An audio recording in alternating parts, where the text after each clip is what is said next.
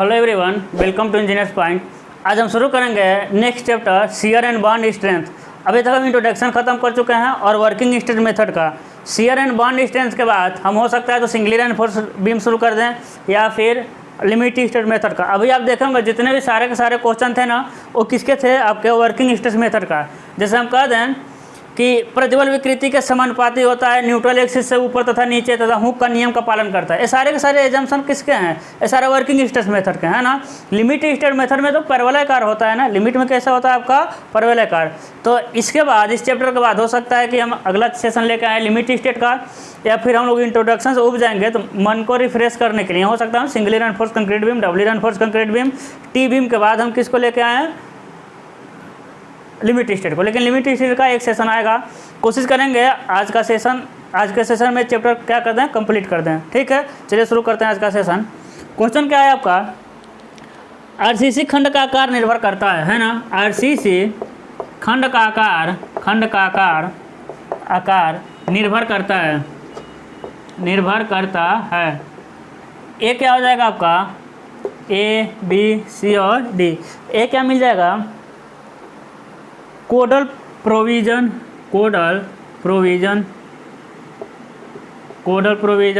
B क्या मिल जाएगा आपको? Grade of concrete. क्या मिल जाएगा? Grade of concrete. ठीक है। सी क्या मिल जाएगा? एरिया ऑफ टेंसाइल रेनफोर्समेंट, है ना। डी क्या मिल जाएगा आपको? ग्रेड ऑफ कंक्रीट, स्टील और कंक्रीट के श्रेणी। हाँ, grade of steel and concrete. बताइए किस पे डिपेंड करेगा?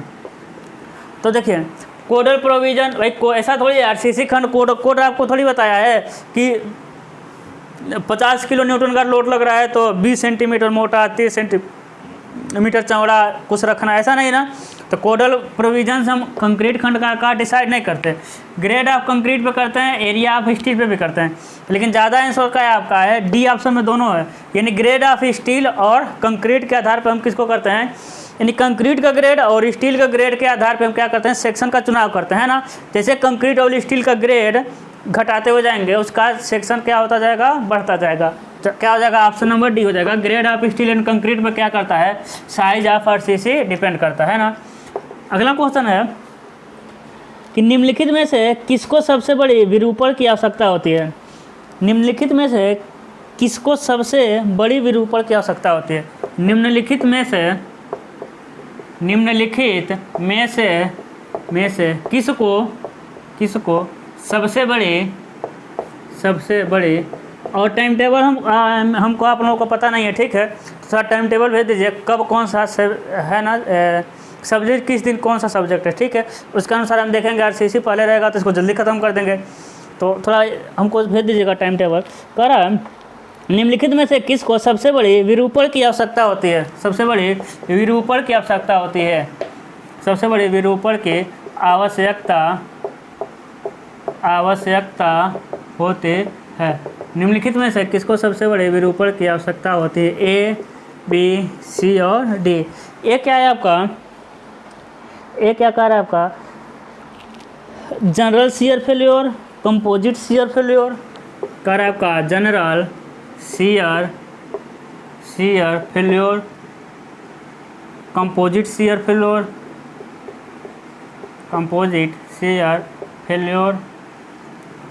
और क्या है आपका? Rigid failure, local shear failure. क्या है आपका? रिजिड फेल्योर और लोकल। तो देखिए आप नाम नहीं सुने होंगे ना, सही बात है ना।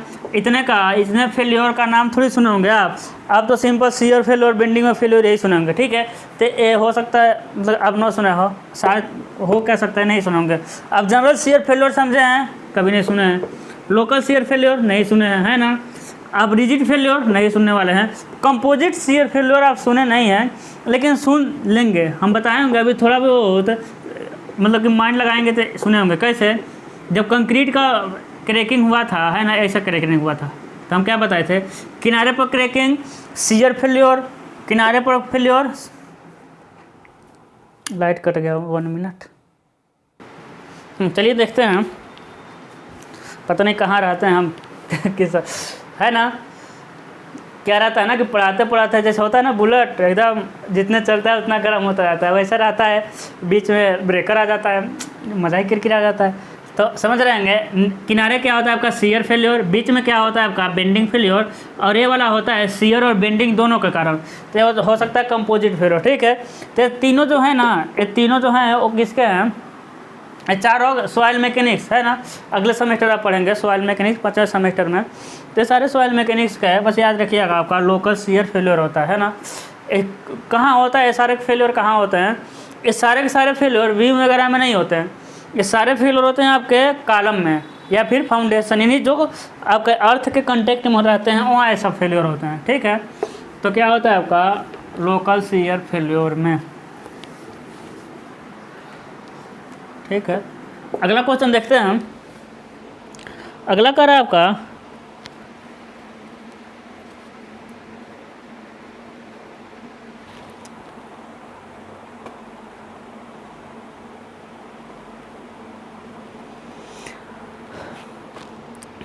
कर रहा है एक धरन में छल्लों के बीच की दूरी। अच्छा क्वेश्चन है, एक धरन में छल्लों के बीच की दूरी, छल्लों के बीच की दूरी, एक धरन में छल्लों के बीच की दूरी ए बी सी और डी, ये क्या कर रहा है आपका धरन के माप पर निर्भर करती है, धरन के माप पर निर्भर करती है। ठीक है, धरन के माप पर निर्भर करती है। बी क्या कर रहा है आपका अवलंबों के पास घटती है, अवलंबों के पास घटती है ना, घटती है। सी क्या कर रहा है आपका अवलंबों के पास बढ़ती है, अवलंबों के पास बढ़ती है, अवलंबों के पास बढ़ती है। डी क्या हो जाएगा आपका सभी जगह समान रहती है, सभी जगह समान रहती है ना। इम्पोर्टेंट क्वेश्चन है और इजी क्वेश्चन भी है। बताइए क्या होगा इसका।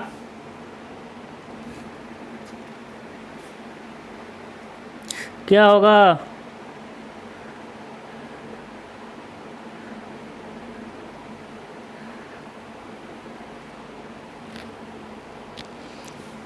देखिए, सबसे पहले हम पढ़ेंगे छल्लों का अंतराल यानी स्पेसिंग पढ़ेंगे।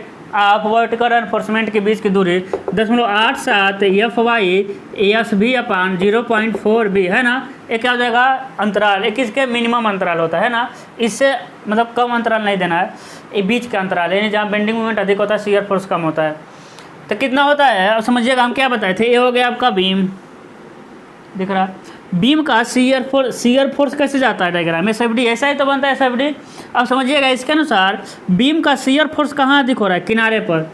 शियर फोर्स कहाँ अधिक हो रहा है, किनारे पर, जबकि बीच में शियर फोर्स क्या हो रहा है कम होते होते यहाँ क्या हो जा रहा है, 0 हो जा रहा है। तो एक कौन सा छड़ है, मेन छड़, मेन एनफोर्समेंट। ये क्या है, एंकर बार है ना, मेन बार एंकर बार। तो बीच में जब किनारे पर शियर अधिक है तो किनारों पर छल्लों की इस दूरी क्या रहेगा, कम रहेगा। ठीक है, यानी आपस में छल्लों की दूरी क्या रहेगा, कम रहेगा, तो बीच में बढ़ता जाएगा। बीच में स्पेसिंग क्या करते जाते पढ़ाते हैं, क्यों, क्योंकि बीच में शियर ही कम आ रहा है और छल्ला रोकता किसका है, शियर को रोकता है ना। वर्टिकल स्टीरअप किसको रोकता है, शियर को, और किनारे पर शियर अधिक है तो नज़दीक डाल देते हैं, बीच में शियर कम है तो दूरी बढ़ा देते हैं। इसमें यह भी कह सकता है किनारों पे छल्लों की संख्या अधिक रखते हैं। बात को समझिएगा, किनारों पे छल्लों के बीच की दूरी तो कम करते हैं, दूरी कम करने से छल्लों की संख्या क्या होती है, बढ़ जाती है। तो किनारों पे छल्लों की संख्या अधिक रखते हैं, बीच में छल्लों की संख्या कम रखते हैं। ठीक है ना, समझ पा रहे होंगे आपको। तो क्या हो जाएगा आपका अवलंबों के पास घटती है ना। स्पेसिंग क्या हो जाएगा, अवलंबों के पास घटती है। ठीक है, ये क्या है आपका मिनिमम स्पेसिंग। अभी आएगा स्पेसिंग का फार्मूला तो सब अच्छे से क्लियर कर देंगे। ठीक है, सही है ना। अगला क्वेश्चन देखिए, वैसे कैंटिलीवर में भी होगा, समझिएगा। ये हो गया आपका कैंटिलीवर बीम। ठीक है, अब कैंटिलीवर का शियर फोर्स डायग्राम इसी तरह तो होता है कि नहीं, त्रिभुजाकार होता है। तो इसमें क्या करेंगे, छल्लों की संख्या किनारे पर अधिक होगा होते होते और एकदम जहाँ फिक्स इंडेक्स कम हो गया है ना। तो कैंटिलीवर में दोनों तरफ नहीं कम होता है, जबकि सिंपली सपोर्टर में दोनों तरफ कम होता है ना, क्योंकि दोनों तरफ आपके सपोर्ट मिलेंगे। अगला क्वेश्चन है आपका अगला क्वेश्चन क्या कह रहा है कि डेवलपमेंट लेंथ किसके व्युत्क्रमानुपाती होता है? विकास लंबाई किसके विलोमानुपाती होता है? Inversely proportional. किसके विलोमानुपाती होता है? कौन सा? Development length. A B C D है ना। ए क्या कर रहा है आपका? अपरूपण प्रतिबल, डिजाइन बॉन्ड स्ट्रेस, अपरूपण प्रतिबल बॉन्ड स्ट्रेस है ना। सी क्या कर रहा है आपका? बंकन प्रतिबल, क्षणमय प्रतिबल, बंकन प्रतिबल, क्षणमय प्रतिबल। बताइए तो क्या होगा? आप लोग को फार्मूला याद है कि नहीं? देखते हैं क्या हो जाएगा। इंक डालना हम।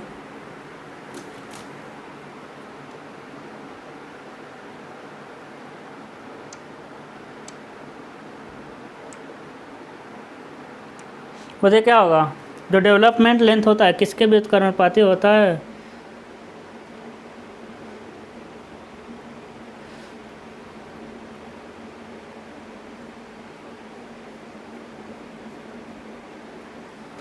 देखिए तो क्या है? डेवलपमेंट लेंथ यानी ईएलडी होता है ना। ईएलडी कितना होता है? Sigma S T phi 4 tau B D है ना। लिमिट वर्किंग स्ट्रेस मेथड में लिमिट में क्या लिखते हैं इसी को?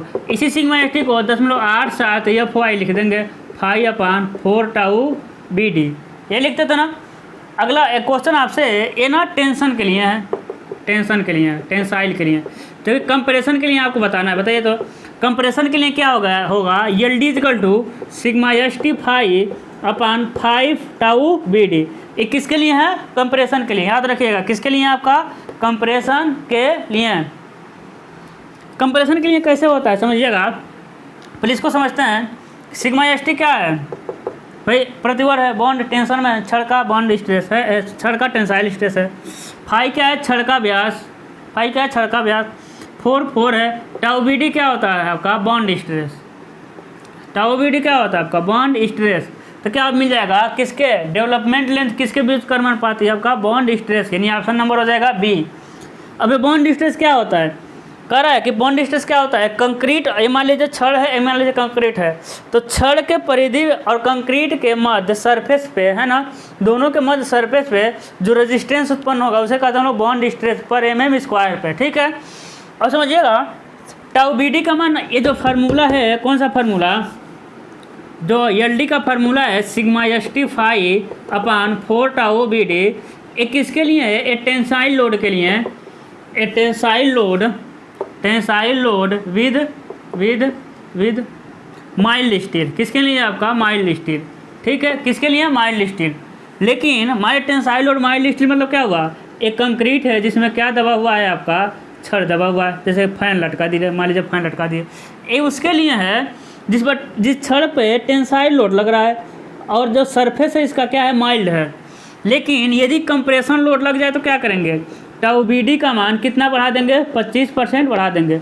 यानी कंप्रेशन लोड लग जाए, यानी दबाने वाला लोड लग जाए, तो ये भी तो एरिया इफेक्टिव हो जाएगा। ये भी तो अभी टेंशन कर रहे थे तो ये वाला एरिया इफेक्टिव थोड़ी था, लेकिन दबा रहे हैं तो ये भी कुछ रेजिस्टेंस देगा। तो दबाने में बॉन्ड स्ट्रेंथ क्या होता है? बढ़ जाता है। कितना? 25% बढ़ा देंगे। तो यही था, 25% बढ़ाएंगे तो 4 का 25% कितना हो जाएगा? 100, यानी 1 बढ़ जाएगा ना, इसलिए 4 की जगह आ गया था 5%, 5 टाउ बी डी। ठीक है। लेकिन यही आ जाए आपका, ये माइल्ड स्टील के लिए है, यही आ जाए किसके लिए है?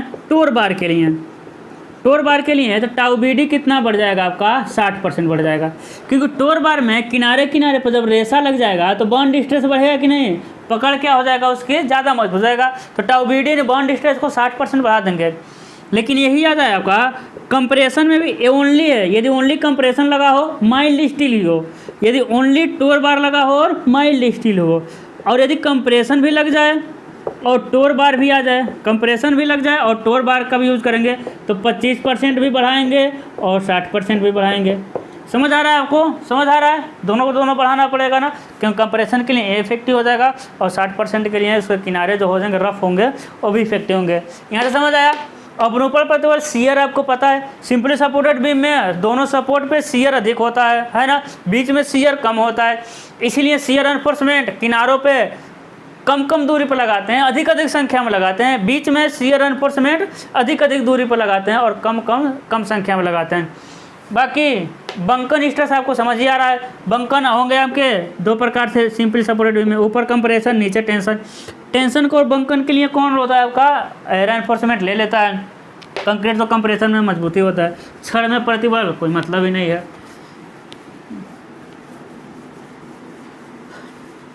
अगला क्वेश्चन देखते हैं। अगला क्वेश्चन लिखा है, कह रहा है 30 डिग्री बेंटअप बार के लिए क्रैंक की झुकाव लंबाई होती है। 30 डिग्री बेंटअप बार के लिए छड़ की झुकी लंबाई होती है, छड़ की झुकी लंबाई होती है ए बी सी और डी। क्या हो जाएगा आपका 1.73 डी, 1.73 डी, डी/2 या 2D। डी क्या है आपका प्रभावी गहराई, डी क्या है आपका प्रभावी गहराई।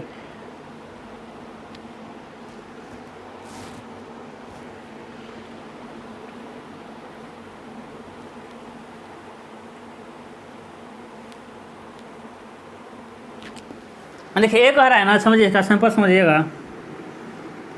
हाँ यही तो बेंटअप बार है भाई, इधर भी मुड़ा रहेगा ना, तो इधर से क्या हम एक ही तरफ एनालिसिस कर लेते हैं ना, ये मुड़ा है, कह रहा है इसका व्यास कितना है आपका डी, ठीक है। अब समझिएगा, या फिर चलिए सारे को हम एक भी बता देंगे, सुबह याद रखिएगा 2D। कहने का मतलब इसकी लंबाई पूछ रहा है, इसकी लंबाई कितनी होगी 2D, ठीक है। इसकी लंबाई कितना हो जाएगा आपका 2D हो जाएगा, ठीक है। बस इतना रखेगा। 30 डिग्री के लिए ए वाली लंबाई नहीं, झुकी हुई लंबाई कितना हो जाएगा 2D। बाकी हम सारे का सारे 40 अंश 45 अंश ये आपका BBS का है, बार बेंडिंग शेड्यूल, ठीक है। सारे के सारे हम एक ही बार बता देंगे। अगला क्वेश्चन क्या कर रहा है आपका,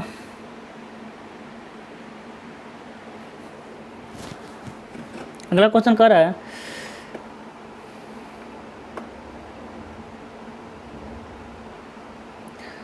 कि IS कोड के अनुसार वर्टिकल स्टीरअप्स यानी ऊर्ध्वाधर छल्ले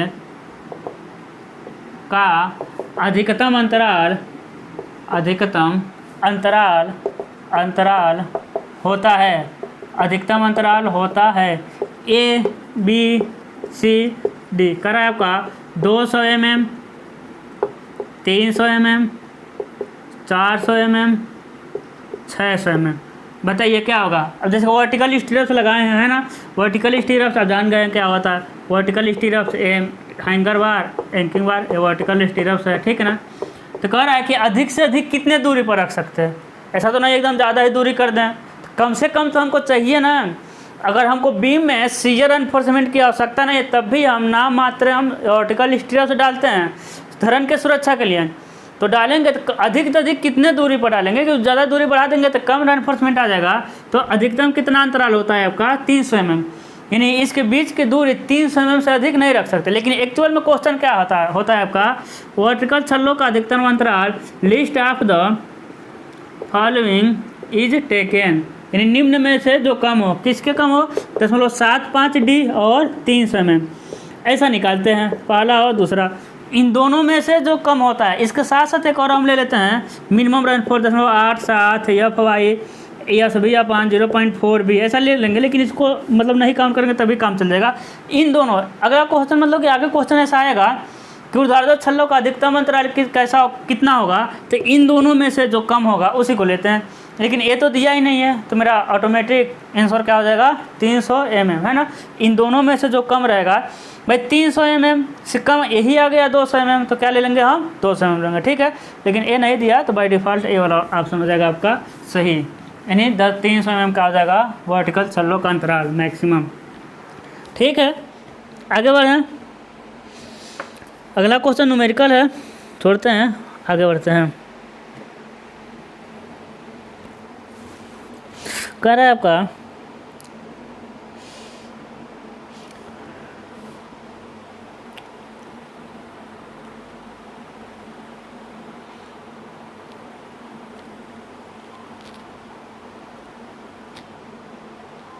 कह रहा है M25 ग्रेड में शादी छड़ों के लिए, अच्छा क्वेश्चन है आपका M25 ग्रेड के लिए तथा शादी छड़ों के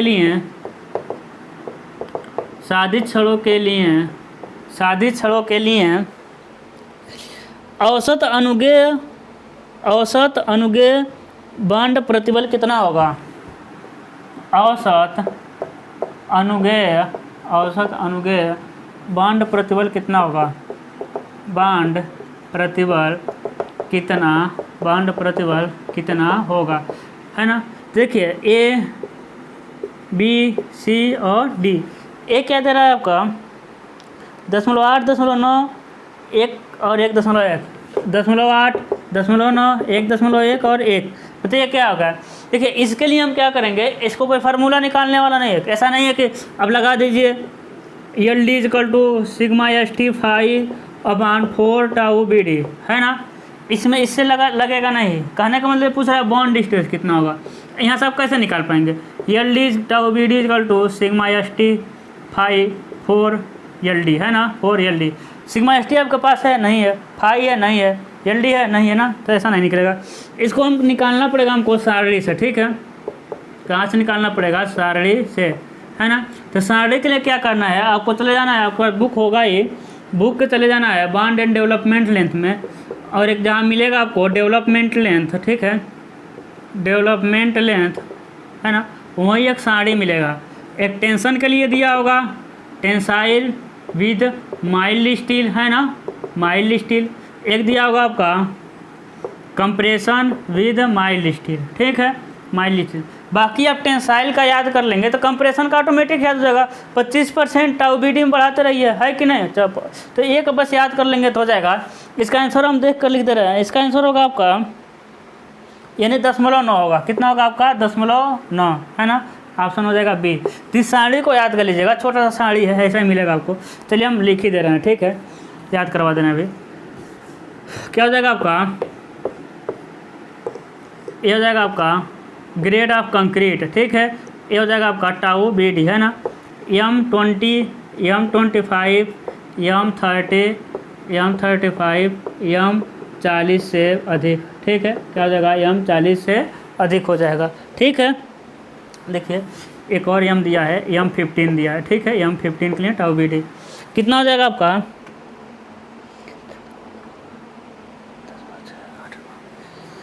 देखिए 0.6, 0.8, 0.9, 1, 1.1, 1.2, ठीक है।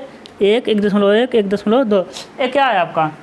ये टेंसाइल लोड के अंतर्गत और क्या हो गया है? माइल्ड स्टील लगा हुआ है। तो कितना आ जाएगा? M25 के लिए मिला है आपको 0.9, ठीक है। टाउ BD का मान सारणी से निकालते हैं। अब यही कंप्रेशन में कैसे लिख सकते हैं इसको, चलिए बता दे रहे हैं। अभी कंप्रेशन विद माइल्ड स्टील, है ना, माइल्ड स्टील। तो क्या हो जाएगा? Grade of concrete tau BD, है ना।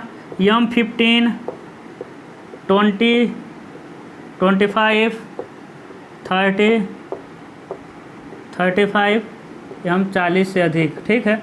अब समझिएगा इसका 0.6 का कितना परसेंट? 25% बढ़ाना है हमको, है ना। तो अब देखिए कट वट जाएगा, 0 में आएगा, ठीक है। बढ़ा लीजिएगा आप लोग, कुछ नहीं है, जितना आएगा ना। मान लीजिए आ गया 0.05, तो क्या करेंगे? 0.6 में जोड़ देंगे, ठीक है। जितना भी आए इसको कर लीजिएगा, है ना। क्योंकि साड़ी दिया है तो इसको कुछ बताना था नहीं, बस समझना ही है, रटना है इसको। साड़ी है तो ठीक है, क्योंकि टाइम वेस्ट होगा ना, टाइम नहीं ज़्यादा। अगला समझते हैं, क्योंकि आप मेरा चैनल का टैगलाइन आपको पता है ना। चैनल का टैगलाइन क्या है? Waste of time is crime. अगर आप समय को बर्बाद कर रहे हैं तो आप क्या कर रहे हैं? क्राइम कर रहे हैं। आपको हम मार देंगे गोली, ठीक है। समय को नहीं बर्बाद करना है। कहने का मतलब ध्यान देख रहे हैं वीडियो तो ध्यान यहीं लगा कर रखिए, ठीक है, कहीं और मत लगाइए ध्यान। चलिए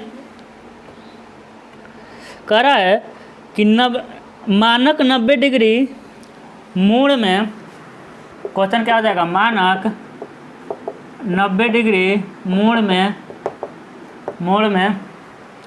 मानक 90 डिग्री मोड़ में सरियों की न्यूनतम स्थिर लंबाई कितना है?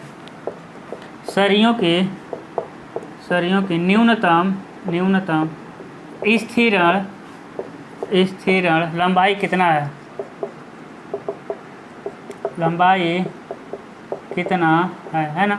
ए बी सी डी क्या हो जाएगा आपका, ए बी सी डी। ए क्या हो जाएगा आपको, कहाँ गया भाई, 6 5 3 5 4 5 8 5। फाई क्या है भाई, छड़ का व्यास है ना, फाई क्या है आपका, छड़ का व्यास।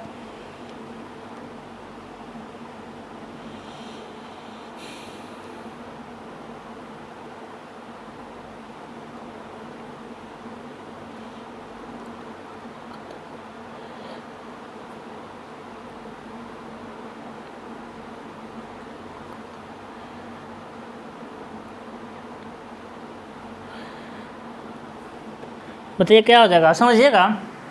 और समझिए ये क्या पूछ रहा है ना, ये कह रहा है, ये देखिए ये जा रहा है बार, यानी मेन बार एंकर बार कोई भी हो, तो किनारे पर देखेंगे ऐसा स्ट्रक्चर बनता है, बनाते थे ना, ड्राइंग बनाते थे तो इसे एंकर कहते हैं, एंकरिंग लेंथ।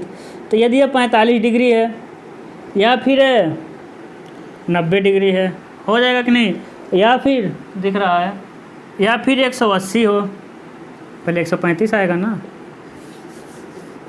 तो पहले हो सकता है कि 45 अंश हो सकता है 90 अंश हो सकता है 135 हो सकता है 180 हो, है ना। तो देखिए सिंपल याद रखिएगा, 45 का दूना 90 का दूना हो जाएगा आपका 135, हो जाएगा आपका 180 अंश, ठीक है।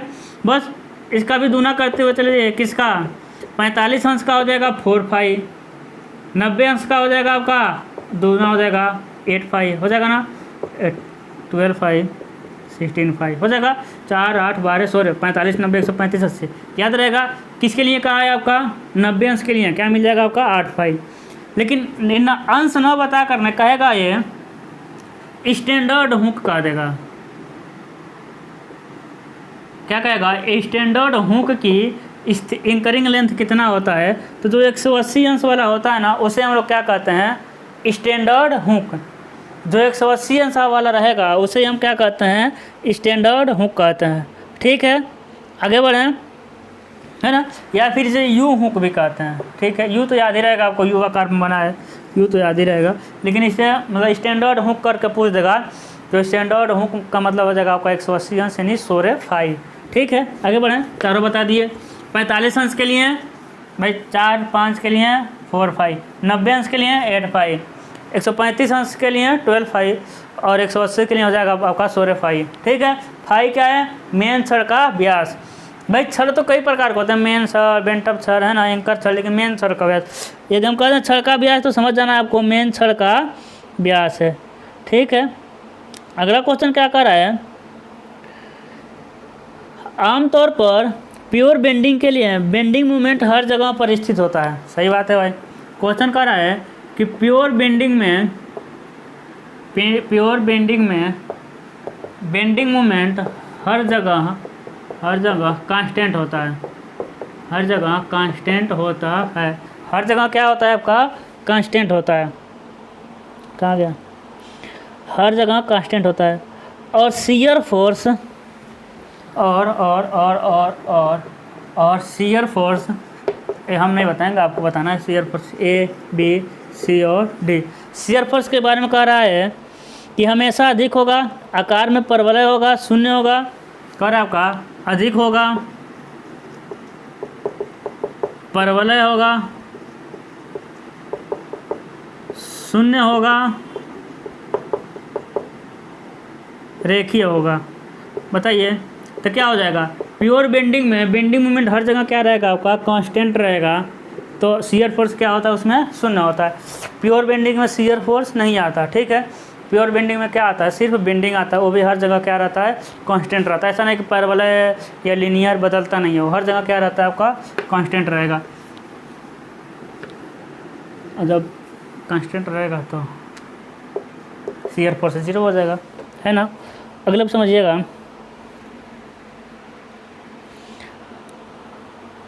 कह रहा है जब विकृति राड में हुक बनाते हैं तो, जब विकृति राड विकृति रॉड में हुक बनाते हैं तो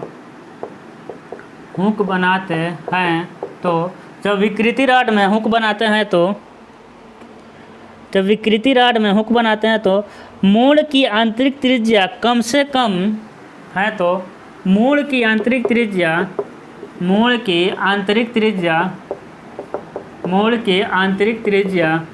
कम से कम बार के व्यास के कितनी गुनी चाहिए? कम से कम, बार मतलब छड़, बार के व्यास के कितनी गुनी चाहिए, है ना? ए, बी, सी और डी। ए क्या हो जाएगा आपका? 2, 3, 4, 6। बताइए क्या हो जाएगा आपका? ए, बी, सी, डी।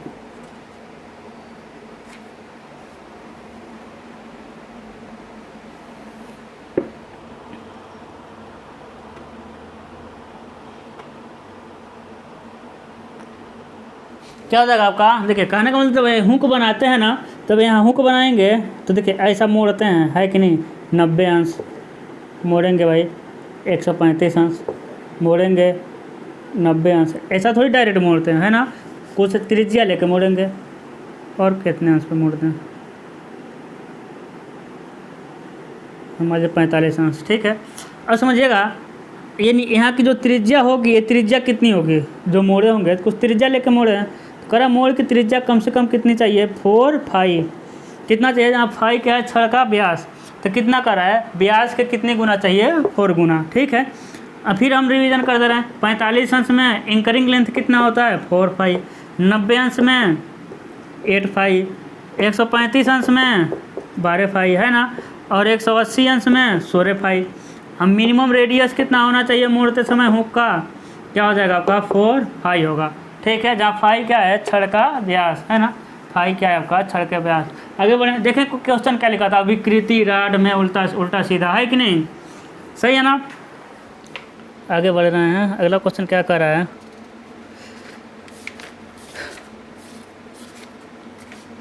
अगला क्वेश्चन कर रहा है आपका,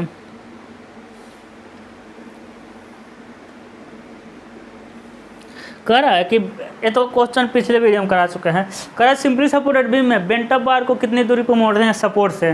तो L/7 से L/10 तक, है ना? L/10 ऑप्शन में रहता नहीं है, L/7 मेरा करेक्ट ऑप्शन हो जाता है। वहीं से तो हम बेंट अप बार को मोड़ते हैं। इसको छोड़ के हम आगे बढ़ते हैं।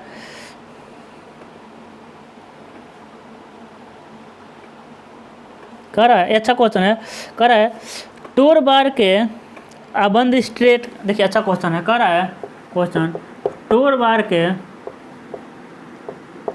बॉन्ड स्ट्रेस और माइल्ड स्टील के बॉन्ड स्ट्रेस के बीच अनुपात होता है ना? A/B/C/D। क्या हो जाएगा आपका? बीच अनुपात होता है, कहाँ गया?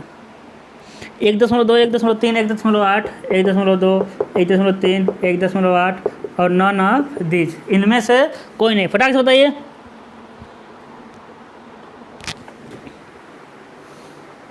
कितना होता है बताइए? आपको पता है ना, जब माइल्ड स्टील होता है, माइल्ड स्टील की जगह जैसे हम टोर बार ले जाते हैं, टोर बार, तो जो कितना परसेंट बॉन्ड स्ट्रेस है, बॉन्ड स्ट्रेस वो कितना परसेंट बढ़ जाता है आपका? 60%। तो टोर बार और माइल्ड बार का कितना अनुपात होगा आपका? यहाँ से डायरेक्ट ही कर दें तो कितना हो जाएगा? 1.6।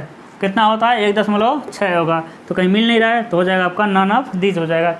इसी तरह आ जाए आपका कि माइल्ड स्टील है और आपका है टेंसाइल लोड और कंप्रेसिव लोड के बीच का अनुपात कितना होगा बॉन्ड स्ट्रेंथ का? तो टेंसाइल का होता है 1, तो हो जाएगा 1.25, है ना? क्या हो जाएगा? 2.5, मतलब कि 1.25 हो जाएगा। 25% क्या होता है? अधिक होता है। ठीक है, ऐसे याद रखेंगे ना। देखिए पता तो था लेकिन थोड़ा सा लैंग्वेज को घुमा दिया था। समझ में आ रहा है हम क्या कर रहे हैं? माइल्ड स्टील से जब भी हम टोर बार में जाएंगे बॉन्ड स्ट्रेस का मान 60% बढ़ जाता है। टेंसाइल से कंप्रेशन में जाएंगे तो बॉन्ड स्ट्रेस का मान 25% बढ़ जाएगा। और मान लीजिए टेंसाइल से कंप्रेशन में गए और बॉन्ड माइल्ड से टोर दोनों चले गए तो 25% भी बढ़ाएंगे और क्या बढ़ाएंगे हम 60% भी बढ़ाएंगे। ठीक है, हम सेशन को कहाँ बढ़ाएंगे अब आगे। ठीक है, समाप्ति की ओर नहीं, कहाँ बढ़ेगा आपका आगे बढ़ेगा। कह रहा है आरसीसी बीम में अधिकतम कर्तन प्रतिबल होता है। आरसीसी बीम में अधिकतम कर्तन प्रतिबल होता है। अधिकतम कर्तन प्रतिबल होता है। ए बी सी डी। ए क्या कर रहा है आपका? शियर फोर्स लीवर आर्म चौड़ाई, यानी shear force upon lever arm गुणे चौड़ाई, बीम की चौड़ाई। तेरी वेट सेकेंड ऑप्शन है आपके पास। लाइट कट गया था, काफ़ी देर बाद आया। सेकेंड ऑप्शन कह रहा है लीवर आर्म शियर फोर्स चौड़ाई। क्या कर रहा है आपका? लीवर आर्म अपान शियर फोर्स मुड़े चौड़ाई, है ना, चौड़ाई यानी धरन की चौड़ाई। अगला क्या कर रहा है? बोथ यानी दोनों हो जाएंगे। ठीक है, और अगला कर रहा है ना फतीज। बताइए क्या होगा, है ना। क्या कर रहा है कि बीम में अधिकतम कर्तन प्रतिबल कितना होता है? लिखे होंगे आपको भी अपान, क्या लिखे होंगे? भी अपान, यानी मिलेगा आपको लीवर आर्म इंटू बी। ए क्या हो जाएगा आपका? अधिकतम कर्तन प्रतिबल मिल जाएगा, यानी ऑप्शन ए, है ना। तो पता नहीं क्या क्या हम बताए थे, सिस्टम गड़बड़ हो गया। अगले क्वेश्चन से देखते हैं। 1.5 घंटा वेट किया कराया तब जाके लाइट आया है। ठीक है,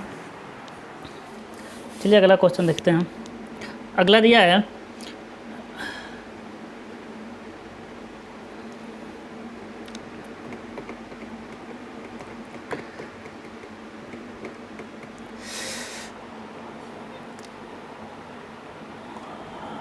ना। अगला कर रहा है इजी क्वेश्चन है सब, तो इसको जो निगलेक्ट करके आगे बढ़ रहे हैं। कर रहा है प्लान में वक्र की गई बीम को, कर रहा है प्लान में वक्र की गई बीम को, वक्र की गई बीम को, प्लान में वक्र की गई बीम को, प्लान में वक्र की गई बीम को, तक कहाँ गया? बीम को के लिए डिजाइन किया जाता है।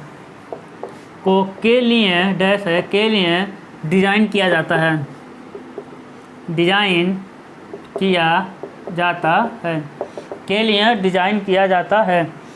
ए बी सी और डी क्या मिल जाएगा? ए बी सी डी। ए क्या है आपका? बेंडिंग मोमेंट और शियर फोर्स। क्या दे रहा है आपका? बेंडिंग मोमेंट और शियर फोर्स, है ना। बी क्या दे रहा है आपका? बेंडिंग मोमेंट और torsion, bending moment and torsion, जो भी आप लोग बोलते हैं हम टार्जन बोलते हैं, है ना। सी कर रहा है आपका शियर एंड टॉर्सन, है ना। डी क्या कर रहा है आपका? बेंडिंग मोमेंट, शियर फोर्स और torsion, bending moment, shear force and torsion, है ना। बताइए क्या हो जाएगा? इसका मिल जाएगा ऑप्शन नंबर डी, है ना।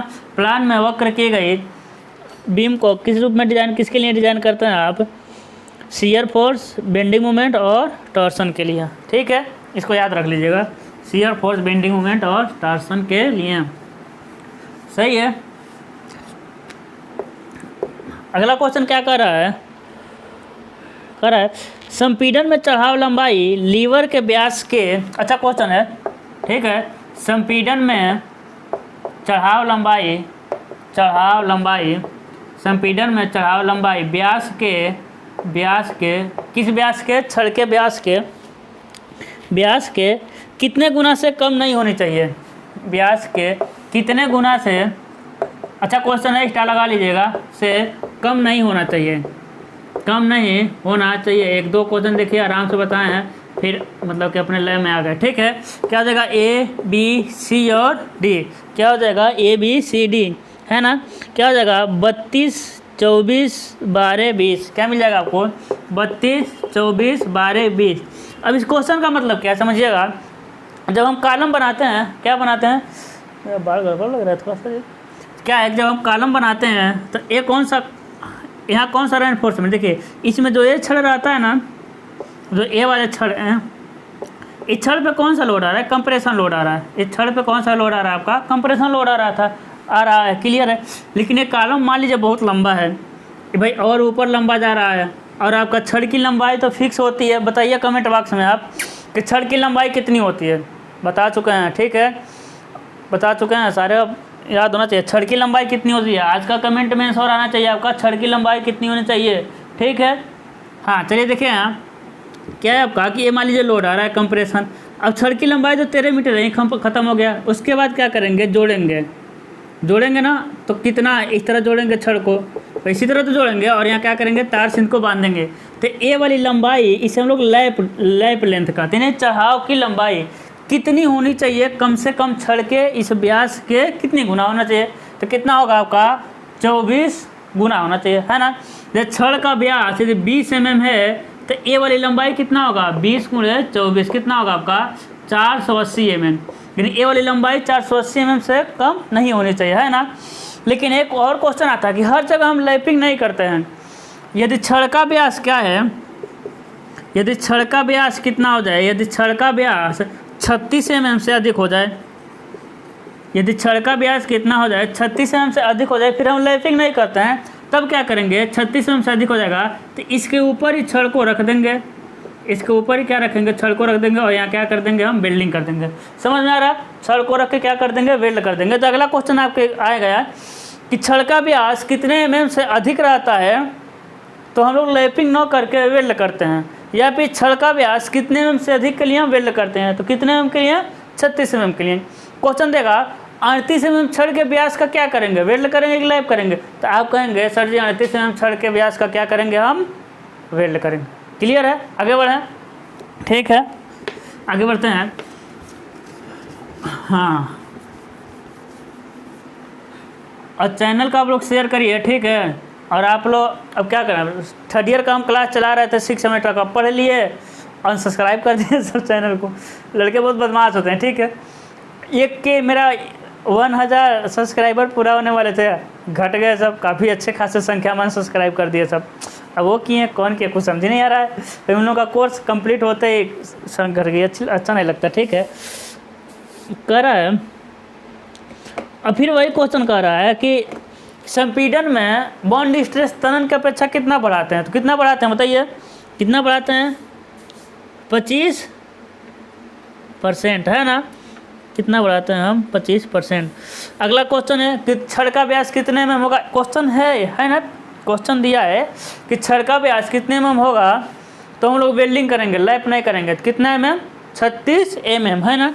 36 mm के लिए हम क्या करते हैं, वेल्ड करते हैं, ठीक है।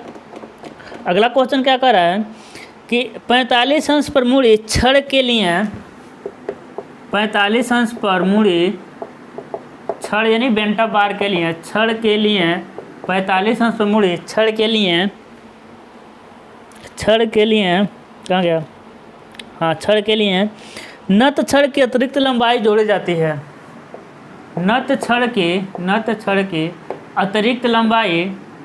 अतिरिक्त लंबाई जोड़ी जाती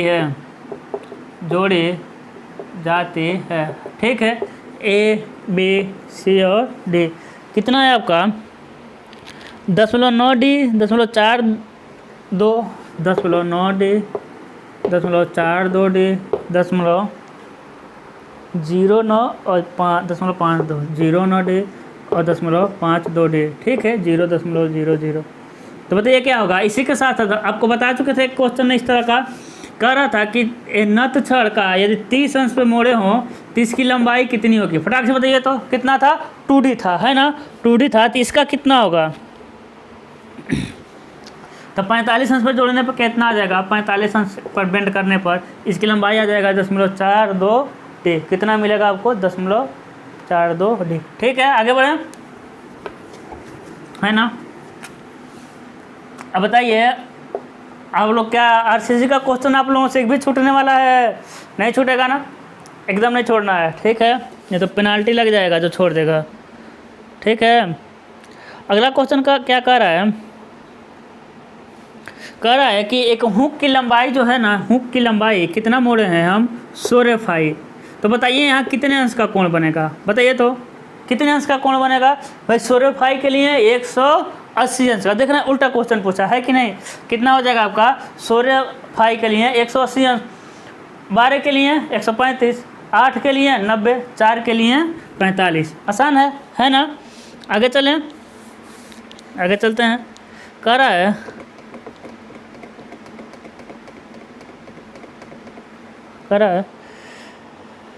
कि